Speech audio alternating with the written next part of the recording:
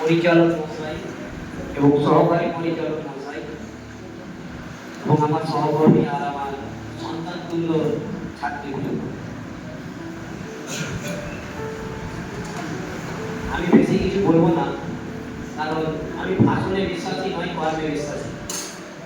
অনেকে অনেক কিছু বলল। আজকের অনুষ্ঠানের মূল বিষয় লেখা আছে অ্যাম্বিশন বিফোর অ্যাট্রাকশন। ছোট্ট একটা বাক্য, এই বাক্যটার মধ্যে আমাদের জীবনের একটা বড় শিক্ষা লুকিয়ে আছে। আমরা জানি যে জীবনে সফল হতে গেলে প্রত্যেকটা মানুষকে নিজের একটা লক্ষ্য স্থির রাখতে হয়। কারণ যদি কোনো মানুষের লক্ষ্য স্থির না থাকে, লক্ষ্য স্থির ছাড়া মানুষ হচ্ছে একটা দিঘি নৌকার মতো। কারণ আমি যখন কোনো জায়গায় যাব, যদি আমার গন্তব্যস্থল ঠিক না থাকে, আমি কোন জায়গায় যাব? আমি সোজাপুর স্ট্যান্ডে গাড়িতে চাপলাম, নামবো কোথায়? আমার একটা গন্তব্যস্থান আছে, সেটা মধুঘাট হোক, সোজাপুর হোক, সুস্থানিক হোক, যে কোনো একটা জায়গা থাকবে। এবার আমাদের এই অ্যাম্বিশনের পিছনে যে জিনিসগুলো প্রতিকূল পরিবেশে সৃষ্টি করে, আজকের যুগে আমাদের চারপাশে বিভিন্ন রকমের আকর্ষণ রয়েছে। যেমন সব থেকে বড় সবাই আলোচনা করে গেলেন যে মোবাইল ফোন, তারপরে সোশ্যাল মিডিয়া, তারপরে আরো অনেক কিছু আছে অপ্রয়োজনীয় বিনোদন, যেগুলো আমাদের জীবনে মূল্যবান সময়গুলোকে কেড়ে নেয়। ক্লাস 10 এ একটা লাইন আছে, ওই বঙ্গনুবাদ করাতে গিয়ে থাকে, student life is the preparation for future. যে ছাত্র জীবন হলো ভবিষ্যতের একটা প্রস্তুতি পর্ব। আমরা এখন স্টুডেন্ট, আমরা এখন ছাত্র, আমরা এখনই নিজের লক্ষ্যটা ঠিক করে নেব যে আমরা কোন লক্ষ্যে যাব। কেন একটা লক্ষ্য ঠিক করব? এটা অসীম স্যার বলে গেলেন, তারপর ওটা রিপিট করলেন ফারুকদার। এবার নিজের লক্ষ্য ঠিক রাখার জন্য কি দরকার? আমাদের নিজের লক্ষ্য ঠিক রাখতে গেলে দরকার পরিশ্রম আর নিজের প্রতি একটা আত্মবিশ্বাস।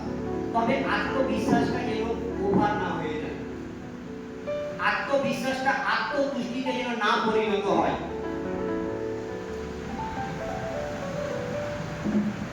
একটা জিনিস মনে রাখলাম, এই যে অ্যাট্রাকশন নিয়ে অনেক কথা হলো, একটা temporary attraction can destroy permanent ambition.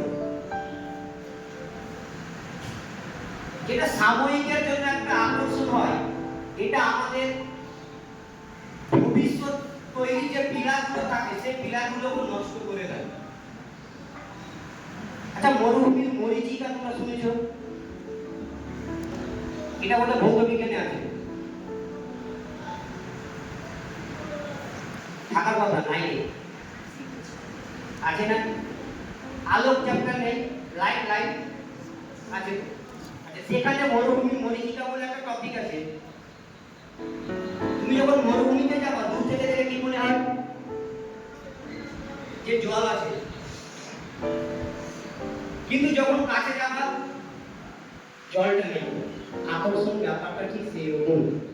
ঠিক আছে, তোমরা যদি আজ মনোযোগ দিয়ে পড়াশোনা করো, সময়ের মূল্য দাও এবং নিজেকে মানুষের মতো তৈরি করো, তাহলে আগামী দিনে দেশ, জাতি, সমাজকে নেতৃত্ব তোমরাই দেবে।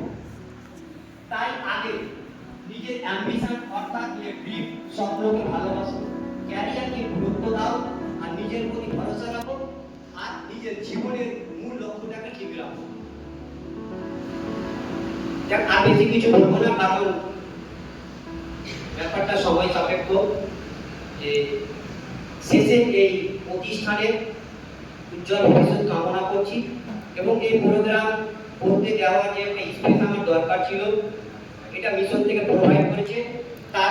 তার জন্য প্রতিষ্ঠানের পক্ষ থেকে আমি কৃতজ্ঞ থাকবো। এই বলে আমি আমার বক্তব্য শেষ করছি। সবাইকে ধন্যবাদ।